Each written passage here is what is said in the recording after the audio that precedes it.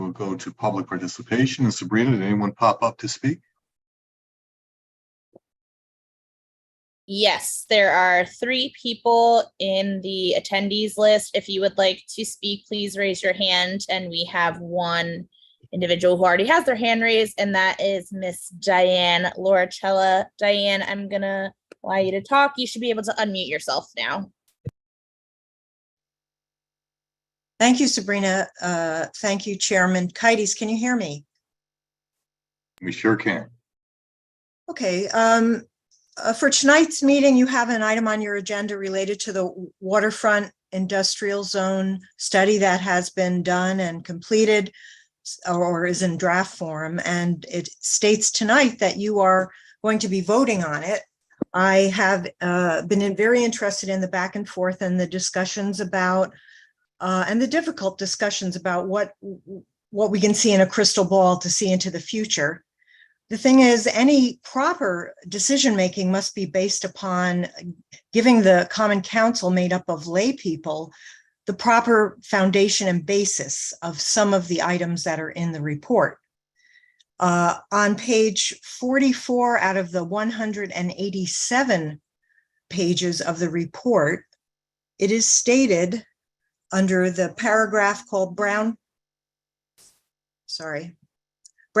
and contamination, it is common and known that in most formerly or currently industrial areas that over time and the buildup of chemicals and substances converts the site and the potential even adjacent land into a brownfield.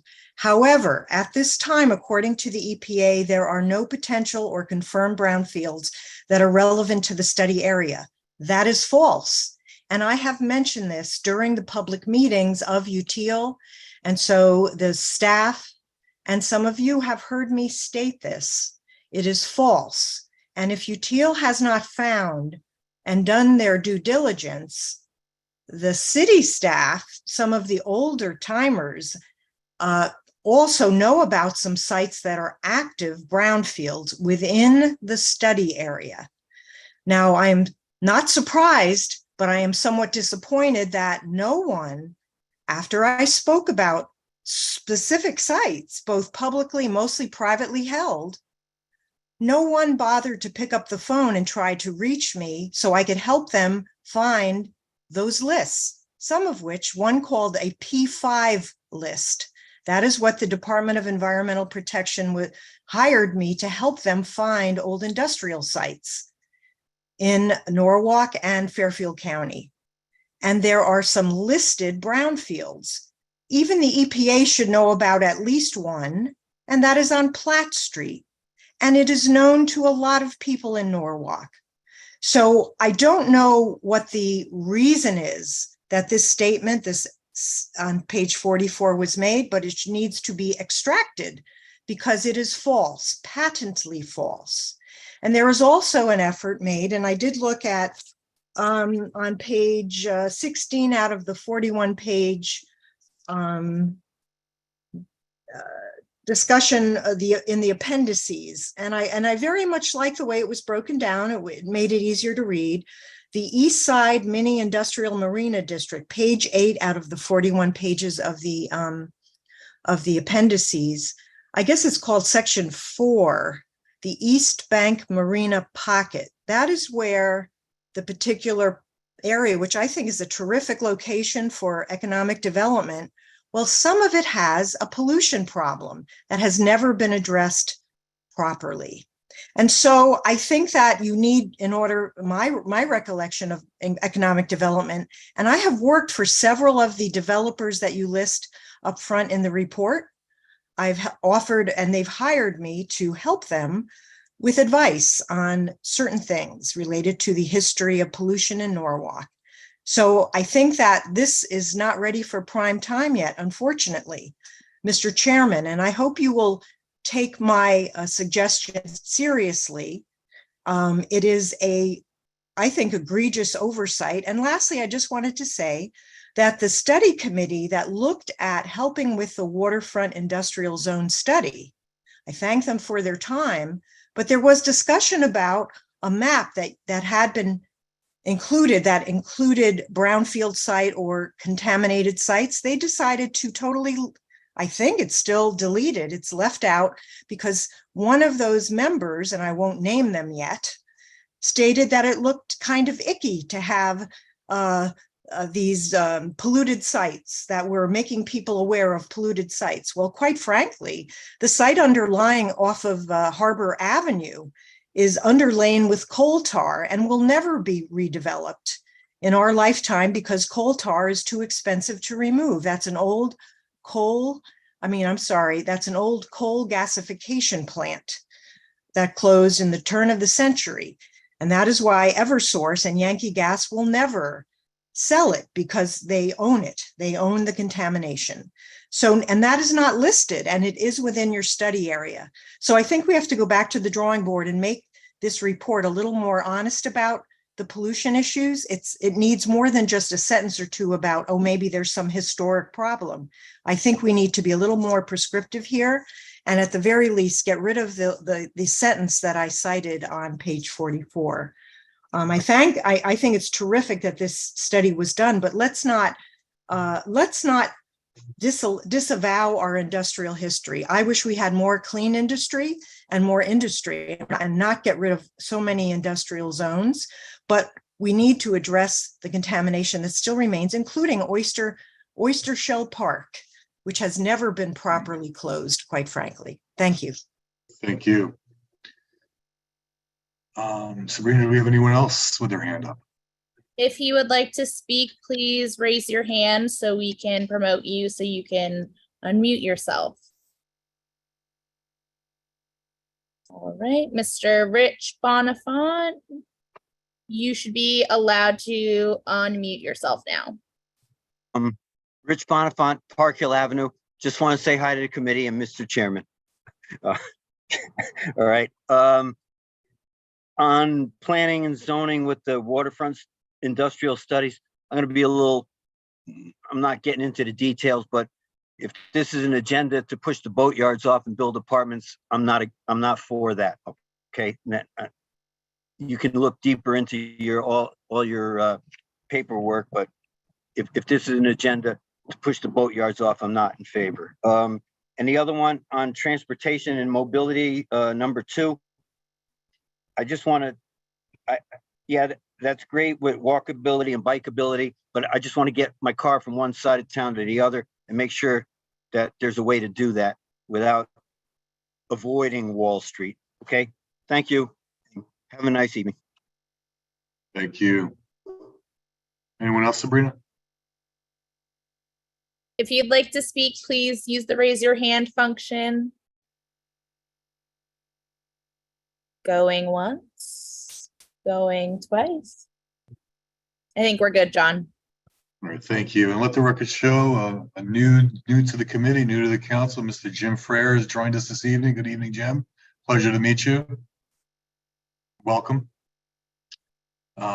So that means we do have a quorum, so we can move on and vote on items. And that first item being administration is the approval of the minutes of June 1st, 2023. Before I call for the vote, any corrections, deletions, omissions? Okay, seeing none, I will now call for the vote. All in favor, please raise your hand and signify yes. Great. And abstentions?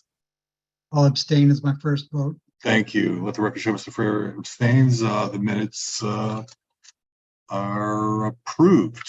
Great. So now moving on to new business. Item 2A1 is to authorize Mayor Rilling to execute any and all documentation to ratify and approve the waterfront industrial zone study. Would someone like to move that item? Thank you, Ms. Shanahan. Okay, Mr. Kleppen, the floor, are you with us still? I am. Oh, there you go. Sorry. There's only 5 of us, so hopefully I'm visible tonight. You are visible, of course. So yeah, if you could please update us on what's been changed since we last met and where we are at. Sure, and if you don't mind, I'll just address Ms. Loricella's comments.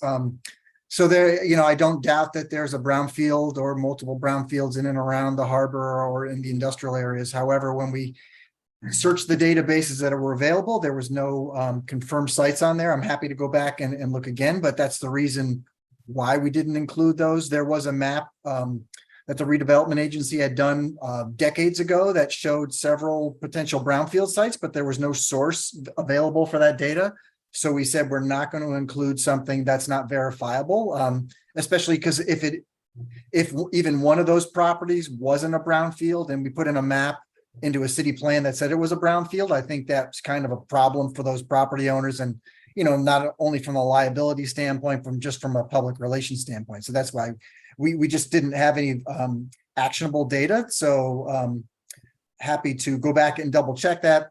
But I think the most important point is it's not germane to any of the recommendations within the plan. If a site's a brownfield site, and having spent the first nearly 8 years of my professional life doing phase 1 and phase 2 site investigations on brownfields and Superfund sites, I can tell you that the Connecticut Transfer Act will require site investigations on any potential site that had contamination based on its prior uses. So that will get reviewed and looked at prior to any sale or transfer of the property. So I don't think that's really something we have to worry about too much. I did provide the committee with 2 memos, one being a memo kind of explaining the changes, which I think was what we were in line with what we talked about at the last couple of meetings.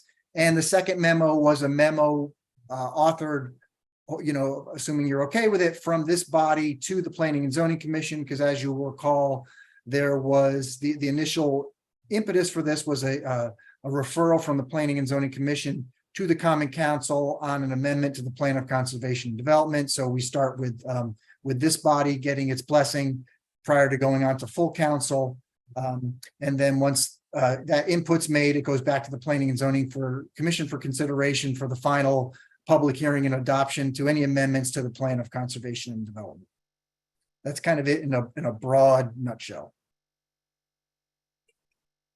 I guess I'll start. I mean, I guess, can you get into a little bit of the detail on how you address the concerns of the committee over the last several months and where we are with that? Sure. Let me find the right window on my computer and I can pull up the memo with the maps.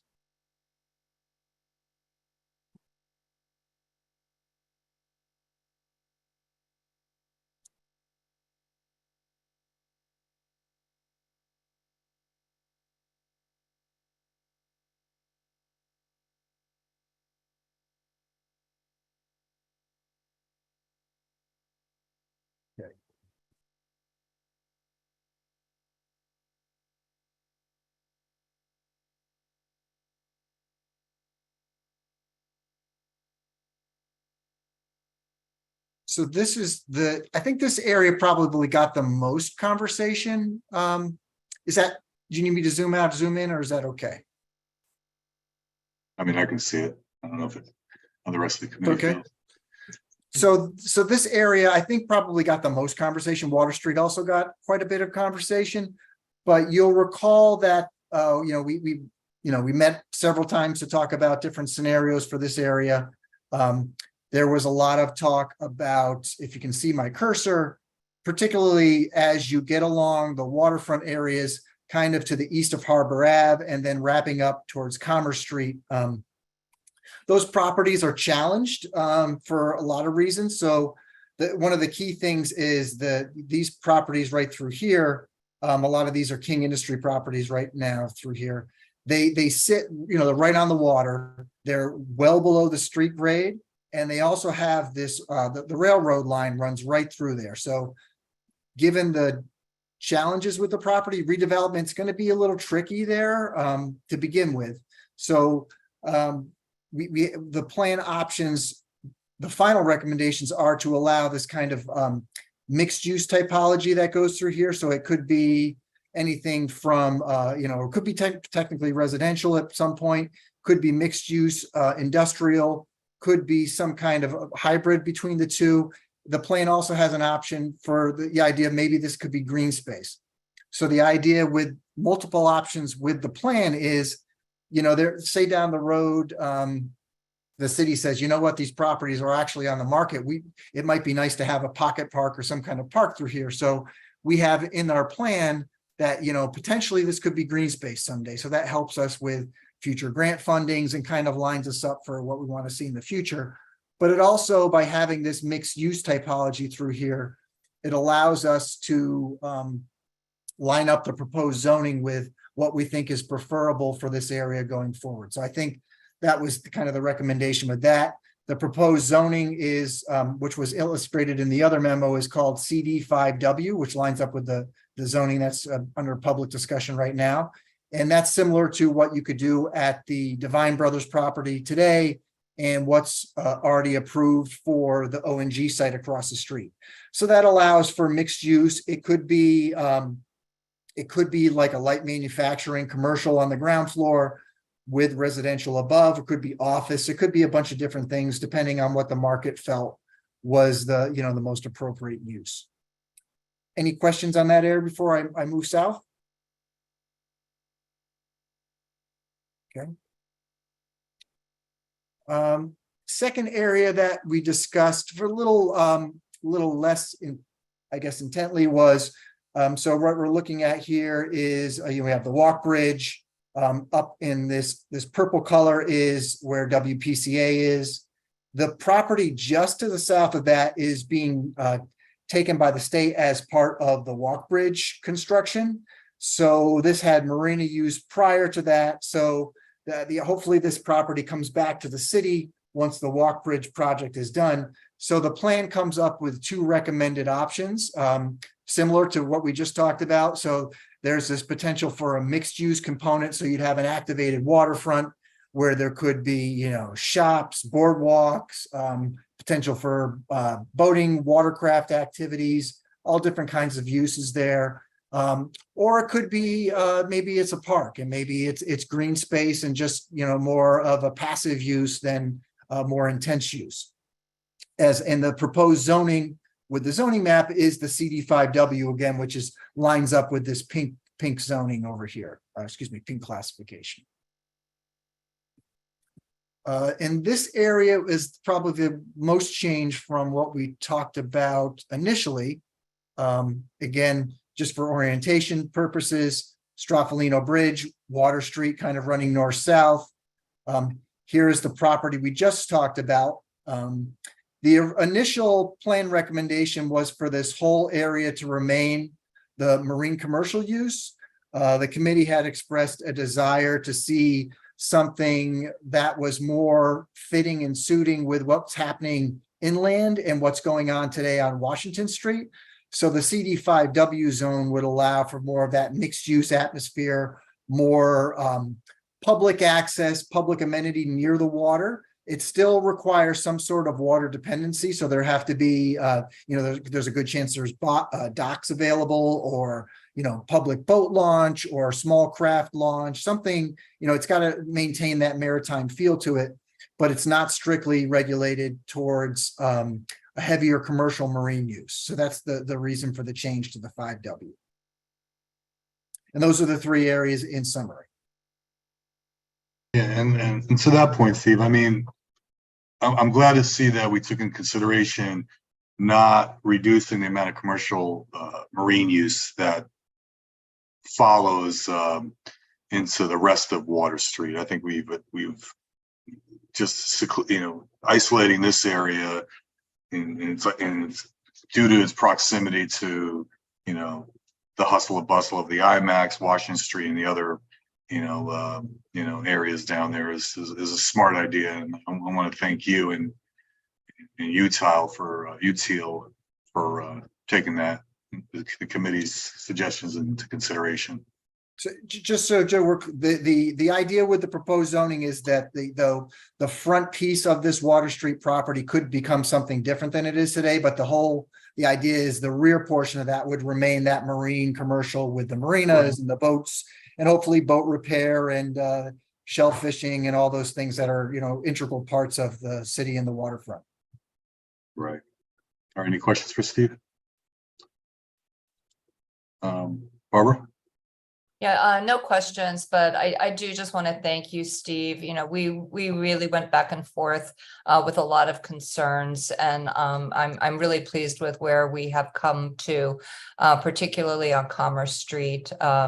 Again, nobody's looking to ask anyone to leave. We're just looking towards the future. and what can become there in the future. So I'm really pleased about that. And, just to add on to what John said, I really agree with how you approach the CD5W right there along Water Street. So thank you for it was really a lot of push and pull there, but I really appreciate what you've done. Thanks. Yep. And Jessica too. Thanks, Jessica. Lisa, I can't see you in the boxes. If you have a And question. I'm here. I do have a question. No, I actually really have a comment as well, which I also want to say thank you to Steve for listening to us and being concerned. And one of the things that I like about it is that there is the opportunity for open space. And as we're doing more of the South Norwalk Resiliency Study, we're recognizing that there's real concern and hazards for flooding. So giving us the ability to have open space in some of these areas close to the river and the sound are really important. So I think it's great that that's built into our planning. So I appreciate that.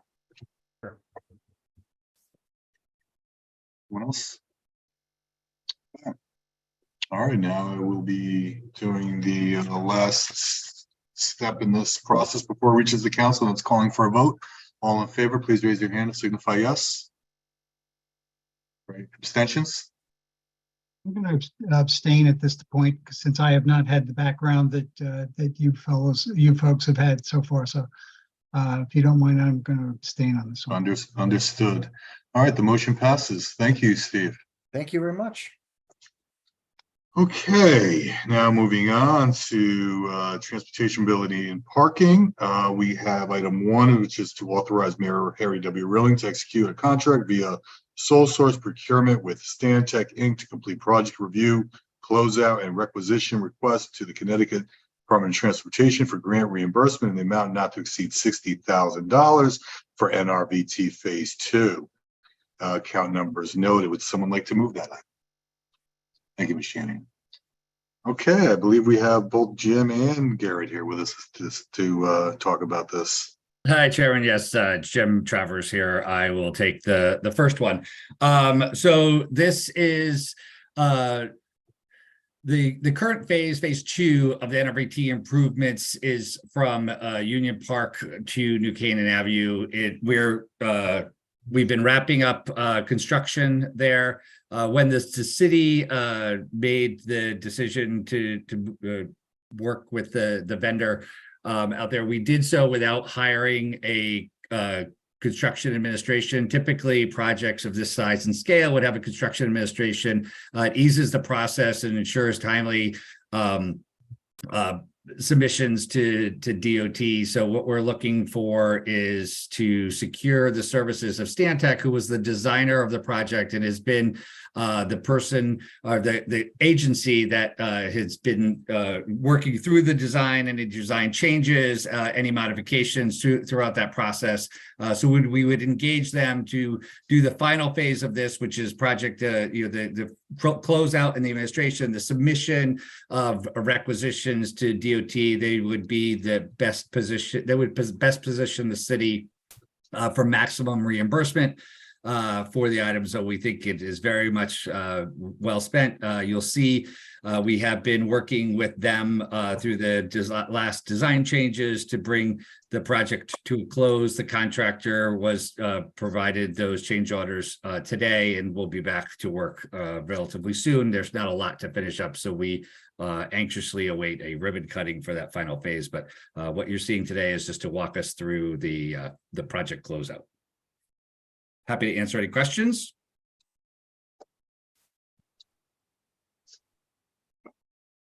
Seeing none, I will now call for a vote. All in favor? Unanimous. Thank you. Okay, item 2, authorize Mayor Harry W. Rilling to execute an amendment to increase the Fuss and O'Neill contract by $200,000 for additional transportation, engineering, and related design services for Wall Street corridor improvements. Account number noted. Would someone like to move this item? Thank you, Ms. Smith. You're up. Jim, Garrett? I'll jump on this one. So good evening, everyone.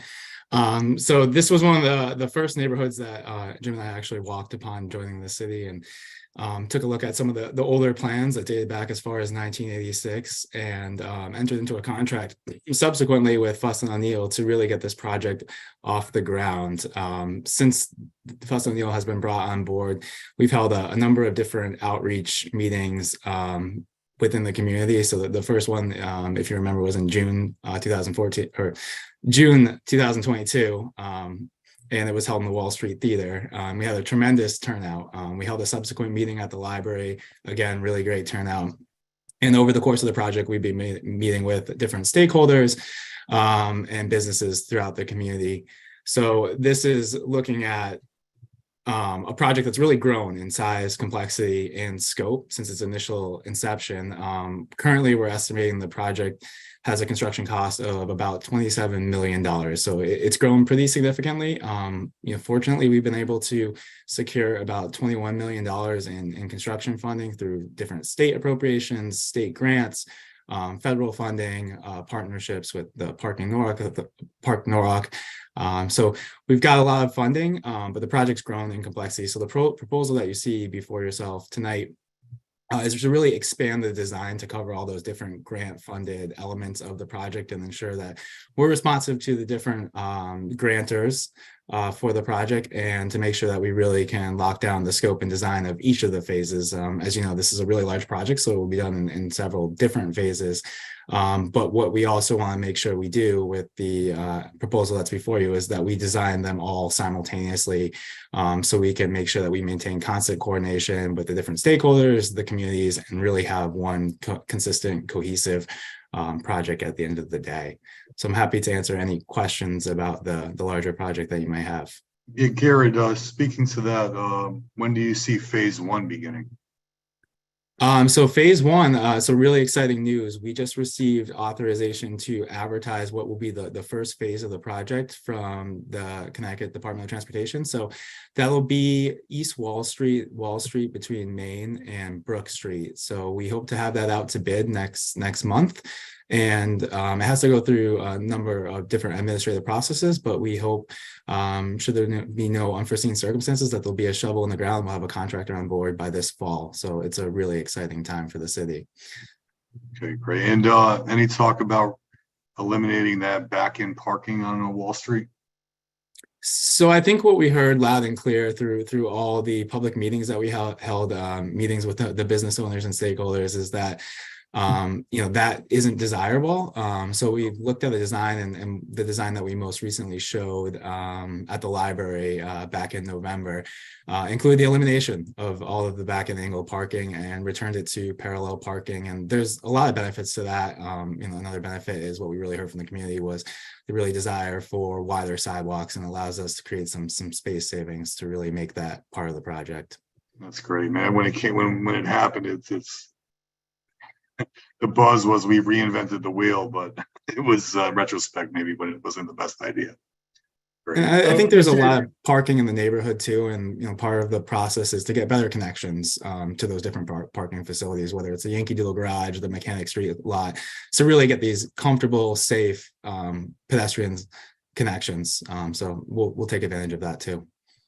Chairman, if I could just chime in for a second to add to that, because from the parking authority's perspective, we've been hearing some concerns from the community. We're looking to address that earlier than the project. So we're currently in review of the plans for Wall Street Place, and in order to maintain pedestrian passage through there, we're looking at potentially a shed. So that time would be we're looking to remove that portion earlier to maintain pedestrian access and return that to parallel parking, and then we are looking at redesigning River Street as well. We've been in conversations with those over there, so that the intent was to do it with the project, but I think that we might have reinvented the wheel, but we have to accept the fact that we have a flat tire, and we're going to fix it. Oh yeah, there was ribbon cuttings and press conferences for that one, but I skipped it. So. All right, any questions? Barbara? Oh, I think you're muted, Barbara. Thank you. Yeah, Jim and Garrett, I just really want to commend you for taking this on. It's one of the most exciting projects I think that we've seen it, because it's been needed for so very long. And the fact that you have been able to secure so much of it in grant funding, I'm just bravo to both of you. Thank you so much. I've seen the plans, I've been to the workshops. I'm just so excited, and just thanks so much for your vision and your work on this. Thank you. I had one question. Is this 200,000, this additional 200,000, is that included in this year's budget? Yeah, actually that was included in last year's budget. So it's utilizing existing capital funding. Approved that last was year, in previously this year. approved. Okay, great. And to that point, I mean, I'm someone who grew up on Wall Street, not to, get into too much detail, but, both my uncle, my father had shops down there. I mean, it was a lively place. And their stories were back when the 50s, pre-flood of 1955 and all that and that. But I'm starting to see that come back. I mean, there's restaurants down there. I went to dinner the other night, a couple doors down from the theater there. And I mean, I had a great time. It's good to see that there's, a lot of good stuff happening down there, because it was a big lull there for several decades. All right, any other questions? Okay, great. All in favor, please raise your hand and signify yes. Unanimous, great. And last but not least for you guys is number 3, authorize Mayor Harry W. Rilling to execute an amendment to increase the WSP contract by $25,000 for additional design services for the Phase 4 traffic signal upgrade project. Account number noted. Would someone like to move that? Thank you, Ms. Shanahan. Okay, who's taking this one, guys? I'll take this one as well. So this is related to a grant-funded project for approximately $3.1 million. It's for a federal grant, a congestion mitigation and air quality reduction project. So what it includes is the installation of 4 new traffic signals, 2 on East Avenue and 2 on West Avenue, and also the upgrade of a number of signals on Route 1. All of these signals will have adaptive traffic control systems, so they'll be responsive to changing demand in traffic, and they'll be able to update their timings to better manage traffic on a real-time basis. So as part of this project, it was designed several years ago. And it was originally put out to bid, but there's a couple items that weren't included in the original design services that we think the previous designer, WSP, would be best suited to address. And these are necessary to allow us to reconcile the grant and meet CONDOT requirements related to that reconciliation process. So the funding that you see before you is just to make sure that the designer can provide final shop drawings, so how all the different traffic signal related structures are fabricated and installed. It also includes optimization at the end of the project. So making sure that, again, this project was designed several years ago. So making sure that when it's in operation in the field, we capture the most recent volumes and tweak the timings as necessary. It's a typical best practice to make sure that the timings match the changing volumes on the roadways. 2023, I think, is the first real normal year for everyone. So we're really excited about that in the traffic industry. And it also includes some as-built surveys for the project. Again, so we can provide that data to CONDOT so that they have the final construction plans, and it incorporates and memorializes any of the changes that were made during design. But all of that is necessary for us to seek full reimbursement for the project. And Gary, you said 2 on East Avenue and 2 on West Avenue?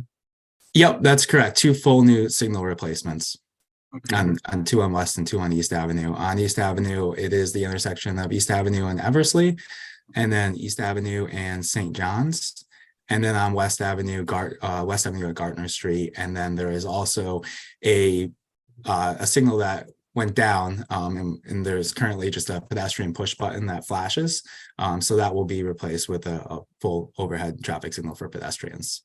I'm a big fan of this. I mean, anything to, optimize traffic and timings and so forth. I mean, when we were dealing with the mall for all those years, the traffic was obviously a part of the conversation. And I got to tell you, that stretch in front of the mall is, one of the best flowing strips we have in Norwalk. I mean, everywhere else seems to be, a lot of bottlenecking and so forth. But The smarter the lights are, the better I think it is for everybody. Yeah, so this grant actually, it rolls out the similar detection that's used on that corridor and similar control system too. That's great. Any questions? No? Okay. All in favor, please raise your hand and signify yes. Unanimous. Great. Thanks, guys. All right, thank you. Okay, now moving on to item C1, authorize Mayor Harry W. Rilling to execute a 3-year lease agreement with Rent a Christmas in the amount not to exceed $138,584, or otherwise $46,195 per year for the Wall Street and South Norwalk Holiday Extravaganza Christmas tree installation and maintenance. Account number noted. Would someone like to move this item? Thank you, Ms. Smith. Sabrina, I believe you'll be speaking to this item this evening.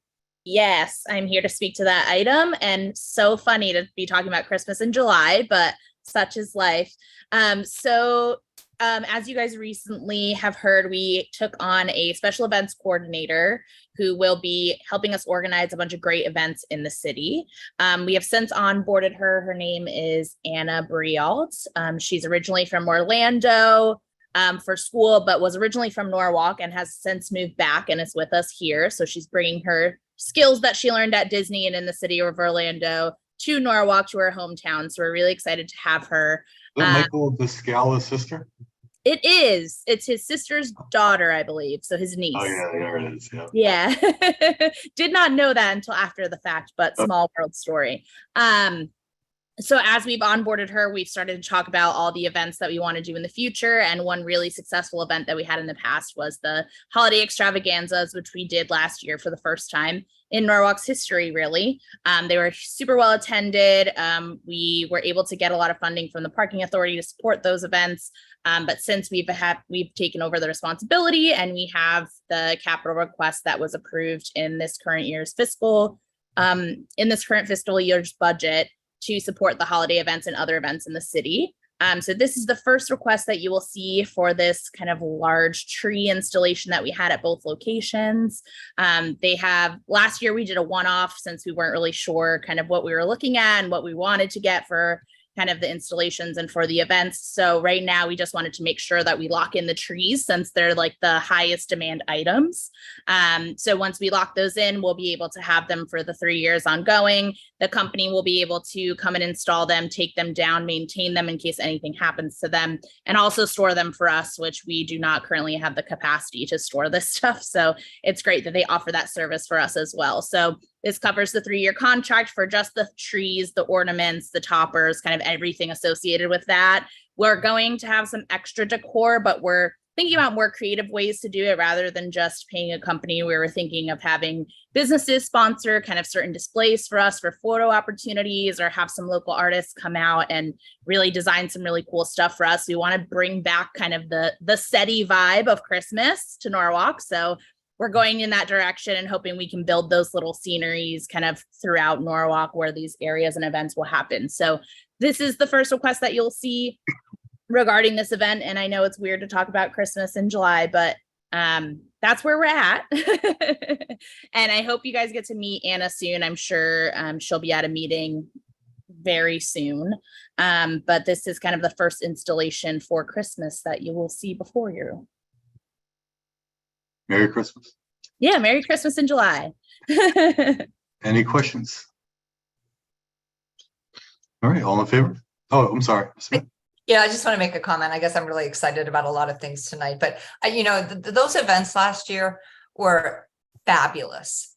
I mean, just so much energy and, bringing the community together to celebrate the holidays, the tree light. It was just fabulous. And so I'm so excited that we're moving forward with this. And I mean, it just makes me feel like I live in a really groovy city. And I'm just thrilled about it. We're happy to hear that. We're thrilled too. We're really excited. So Great. This will be the first of many events, but this will be the one that will hopefully continue on for a while. So. Did we vote? Yeah, no, not yet. All in favor? There you go. Thanks, Sabrina. Thank you. All right, last but not least is the under Building and Code Enforcement, that's to authorize the mayor, Harry W. Rilling, to execute a one-year contract with Star Inc. Light the Way with 4 options to extend the term for a period of 1 year each in the amount not to exceed $13,000 per year for litter cleanup services within the Wall Street Business District. Account number noted. Would someone like to move that item? Thank you, Ms. Shanahan. Hi, Jess. How are you? Good. How you doing, everybody? Thanks so much Great. for being so supportive of all the projects tonight. We're really excited as well to be able to bring all of these things to Norwalk, in addition to also being the #1 community for quality of life and all these other really wonderful things that we're getting, that the city is being recognized for. So this one's a really cool one in my mind. We actually adopted it from the redevelopment agency. The redevelopment agency in the past has been working with STAR. It's a 501c3 and the city of Norwalk. And they actually work with persons with disabilities or people with disabilities to be able to help employ them.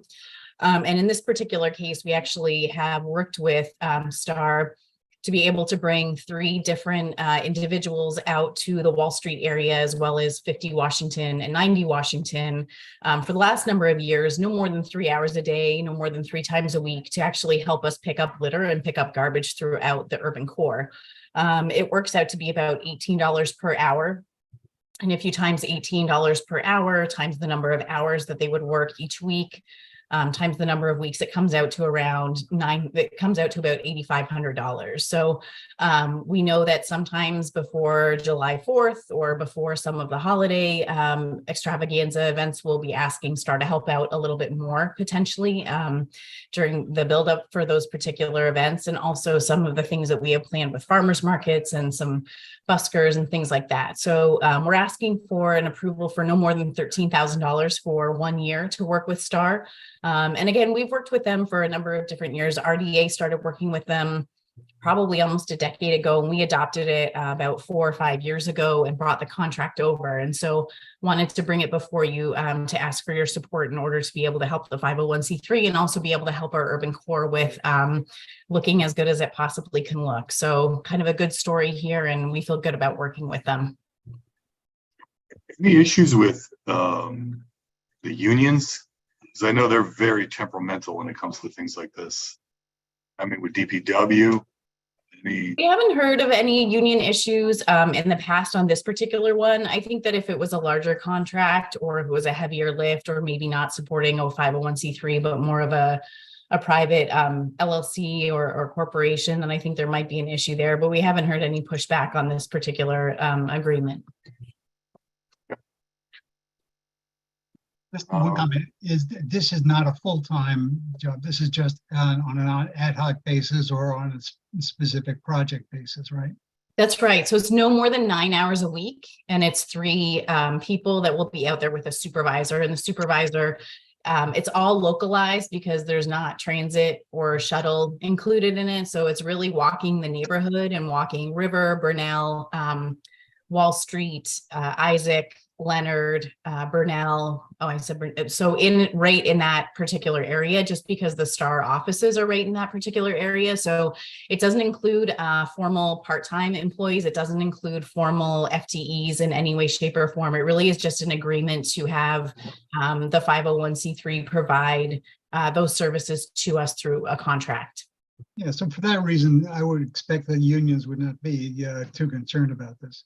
Aside from the fact that we're doing a great job for STAR in this.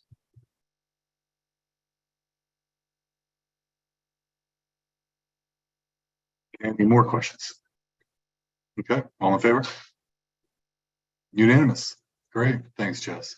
And thank you everyone for taking the night out of your this beautiful summer night. And I hope you enjoy your weekend. Chairman, can I include one more thing just before we hop off? Sure.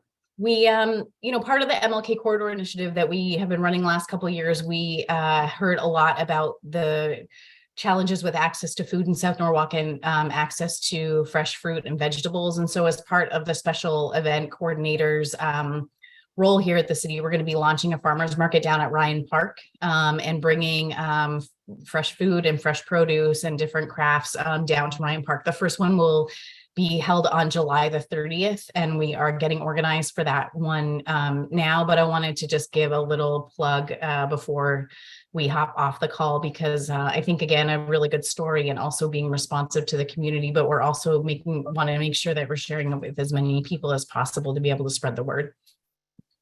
Thanks, Chairman Kenny. Well, could you mention the date again on that? It is Sabrina, is it July 29th? July 30th. July Yep. 30th. From 10 to 3.